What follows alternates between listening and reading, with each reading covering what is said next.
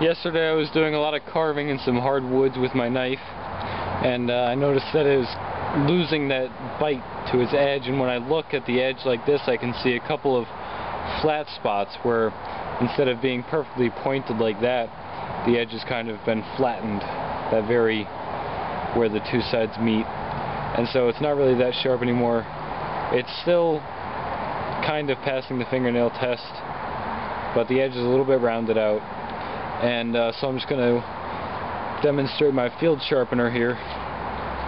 This is exactly what I would be doing if I was camping or out hiking and I discovered that my knife was dull and I needed it sharper.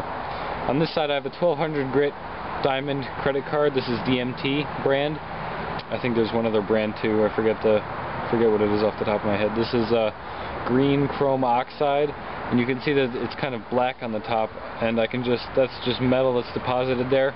I can get more life out of this strop by just scraping it off with the spine of my knife, just like that, just scraping some of that metal particulate off, and then just clean it off the spine and toss it. Now, because the edge is not really very bad at all, I can probably just give it a stropping and it'll come back to razor sharpness. So I'm going to just look at the edge and try to guess about what angle I should be at. It's not really important. It doesn't really matter that much as long as you're somewhere in the right range. And just give it some stropping there. I'm using some pressure, but not a ton. More than the weight of the knife itself, but I'm not really like grinding it down in there. Be very careful when you approach your finger like that, because it's easy to slip up and cut yourself. And you want to make sure that you're hitting the whole length of the edge on this.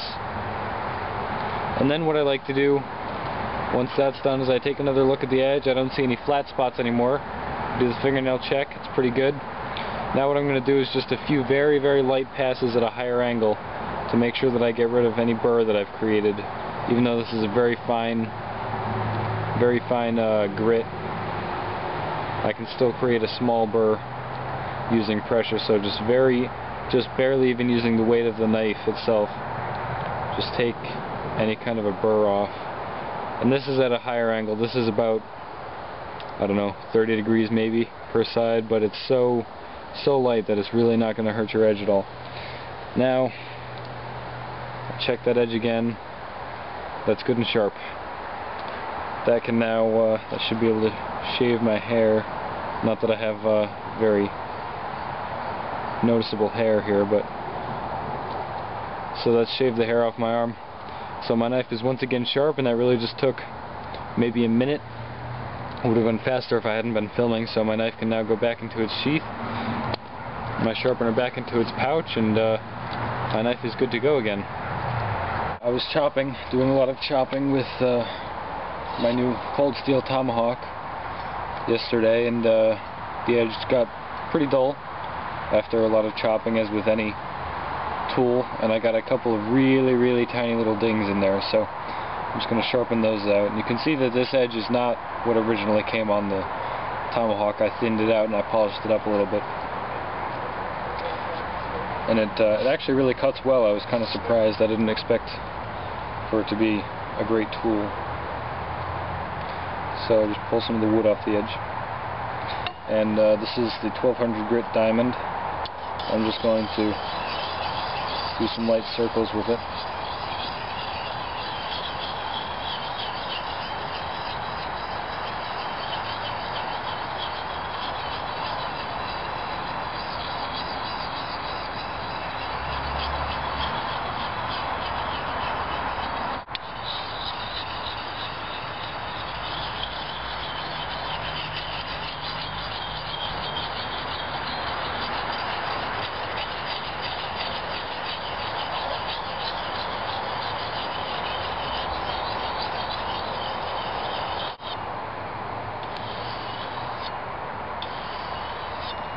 Finish off with a couple of light strokes.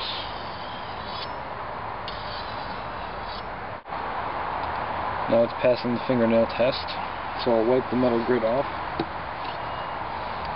Just take it to the strop, do some light stropping to remove the burr.